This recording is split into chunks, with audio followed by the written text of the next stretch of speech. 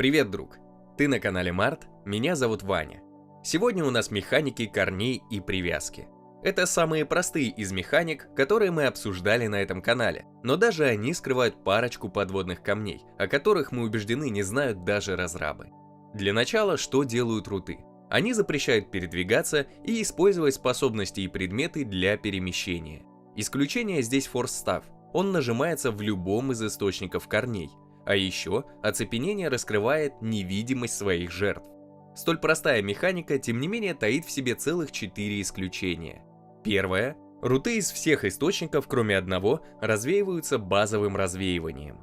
Единственный неразвеиваемый скилл, дающий корни, агонимный спелл инчи.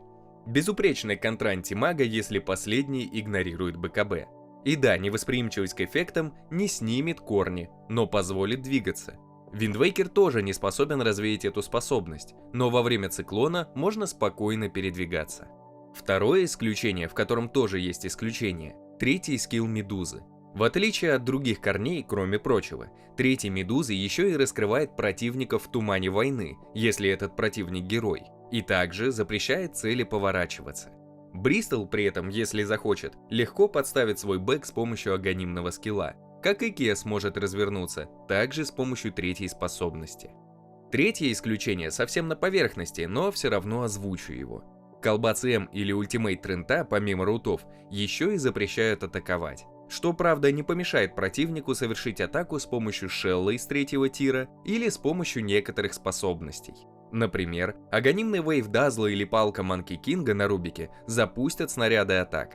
То же самое, по моей памяти, нельзя было сказать про фисты Эмбера, но сейчас это не имеет значения. Второй скилл Имба Спирита больше не применяется в рутах. Четвертый подводный камень, ульт Трента, применяет мини-оглушение при использовании. То есть он легко собьет любое прерываемое заклинание. Ну и бонусом забавный баг с этой способностью. Она не контрится талантом 25 уровня у Primal Beast'а. Любой другой источник корней при этом работает корректно. Но благо талант 15 уровня поможет решить проблему с этим багом. А вот где нет багов, так это у эпиков. Их скинозавод работает как часы, в прямом смысле. Он выдает шмотки каждые 3 часа. Но для того, чтобы как следует поживиться, нужны снежинки. 500 тебе дадут на старте. Можешь улучшать генератор шмоток, а можешь хукать подарки. Один хук, 10 снежинок. Значит, что можно вытащить до 50 гифтов. И этот завод будет доступен всю зиму и каждый день будет приносить тебе шмот. А в БП можно залутать еще тонну снежинок. Например, на 4 уровне. А первые задания безумно простые. Например, подписаться на соцсети и сыграть в скиногенератор. Каждые 15 левелов выдается аркана, а на 60-м ДК Хук или Скелетон Кинг. Ссылку с бесплатным БП ты найдешь в описании. Эпик Лут. Халявные новогодние скины каждому. Теперь к механике привязки. Какие скиллы применяют лишь? Их список совсем небольшой, так что перечислю. Это Хронокуб, Шард Тайда, Ульт Грима, Дримкоил, Спруты с талантом и Паунс Сларка. Что же делает привязка? Примерно все то же самое, что и корни, но она позволяет ходить при определенных условиях. А еще поводок в каждом из случаев можно порвать. И форс-став, кстати, не работает под действием привязки с недавнего времени. Я убежден, что это сделали для того, чтобы бафнуть Хронокуб Вайда. По этой же причине, я уверен, поменяли дисперсер, баф которого больше не дает стопроцентный резист к замедлениям. Правда, барабаны-ботинки все так же позволяют удрать из куба. Безупречное оружие против почти всех источников лиша – хук Пуджа. Но против Тайда это сработает не так хорошо. Да, Пудж может переместить союзника, но якорь проследует за своей жертвой куда угодно.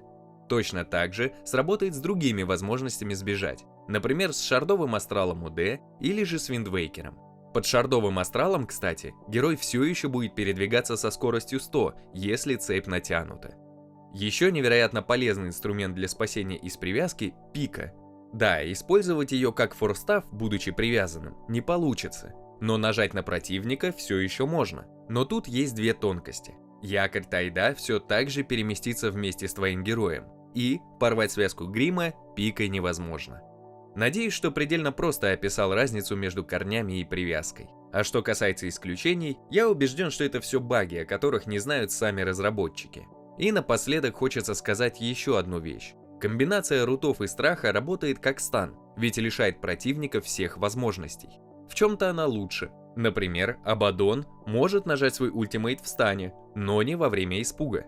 А в чем-то хуже, ведь все источники рутов и страха, за исключением Аганима Инчи, снимаются базовым развеиванием. А значит, что хватит лотуса от союзника, чтобы законтрить этот псевдостан.